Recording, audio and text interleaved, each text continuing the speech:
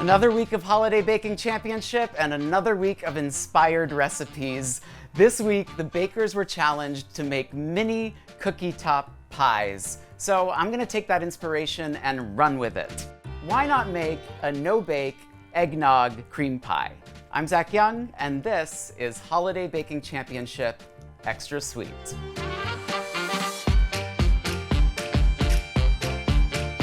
So we'll start with our crust. This is a classic no-bake pie crust or cheesecake crust. In the food processor, we have 9 ounces of graham crackers, that's about 17 whole crackers, and a 1/4 cup of granulated sugar. We'll pulse that until it's fine crumbs. All right, so our crumbs perfectly sandy. You wanna make sure that they're all totally broken down. And now we'll add 1 stick of melted butter and mix to incorporate that butter. Again, you want this to be a totally uniform mixture. By the way, if you wanted to use chocolate wafer cookies here or vanilla biscuits, by all means you can. Graham cracker, it's just classic.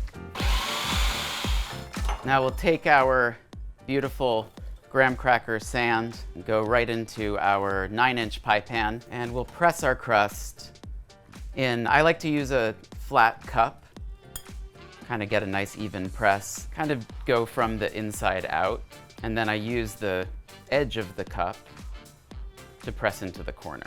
Making sure that the bottom and the sides are the same thickness too. And then what I'll do is kind of take the heel of my hand and use that as a guide to press the top level. There we go.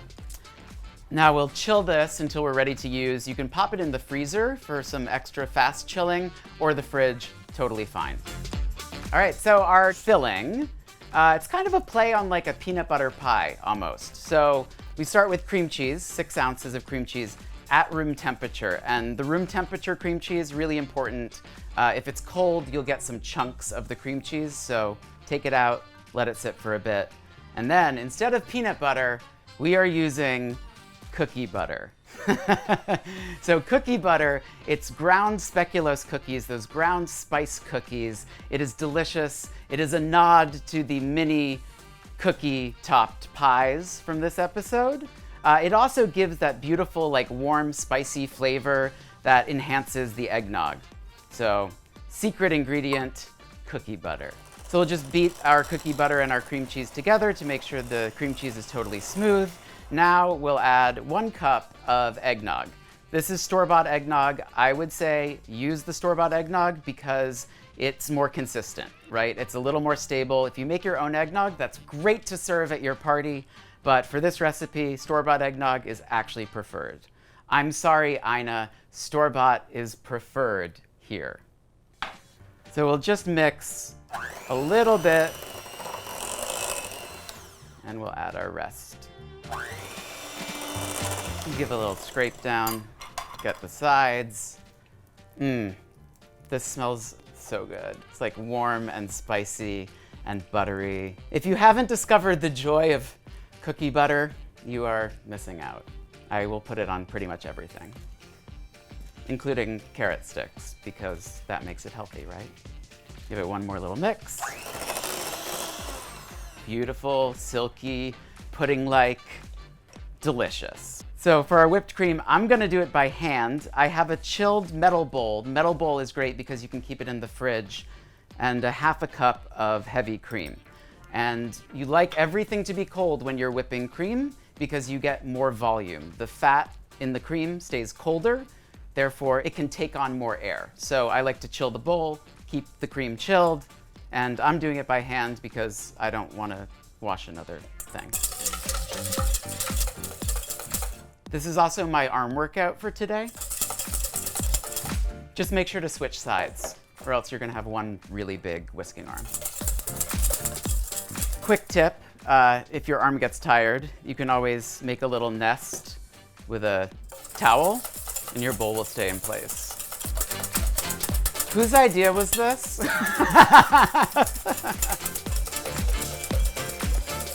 I'm also getting my cardio in too now with my arm workout. All right, so we're starting to get there. We can see our cream is starting to hold its shape. This is what we'd call soft peaks. This is what I'd use for like poured mousse, but we want this to be a little more stiff. All right, so here we go. Boop. Our cream is beautifully peaked, holding its shape. I can do this. That made me nervous. So let's lighten our cookie butter mixture. Take our whipped cream and we'll just fold it in. You don't have to get crazy. We're not making soufflés. You want to just incorporate the cream. Oh, this is beautiful. There we go. It's the filling. We have our chilled crust. Ooh. Ooh, slow-mo pie filling. I'm really trying hard not to just lick this right now, by the way. You just want to get the top even with the pie crust. And we'll top this with whipped cream, so it doesn't have to be totally perfect. But, I mean, if you want to go there, do you want to go there? Let's go there, fine. You can use your offset spatula, which these offset spatulas, by the way, not just for baking, a really great tool in your kitchen. Now we'll chill this for 4 hours or overnight to let that filling set. Well, now that my pie has set, we're gonna do a whipped cream topping. So we'll add our 1 cup of heavy cream and half a cup of sugar. This one I'm not doing by hand. This is a good place to add some rum or bourbon or brandy and really make it eggnoggy. I hate that sound.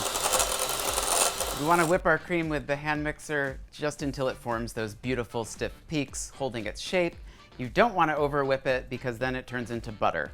And let's have fun. Now the easiest way to do this, the simplest finish on this pie, is to do what we'll call the swirl. So just make your mound and push it out to the edge. And I'm using a cake turntable because I have one and it's great for decorating. You can also turn your pie on the table. Pie pans turn really easily. You can just do a little like swirly peaky action if you want. You can take your spoon, starting from the center, kind of holding it in place, turning your pie. And if you really want to get creative, smooth it out. You can use a cake comb and just do kind of this perfect like swirl pattern here. You know, play with your pies, decorate them as you see fit.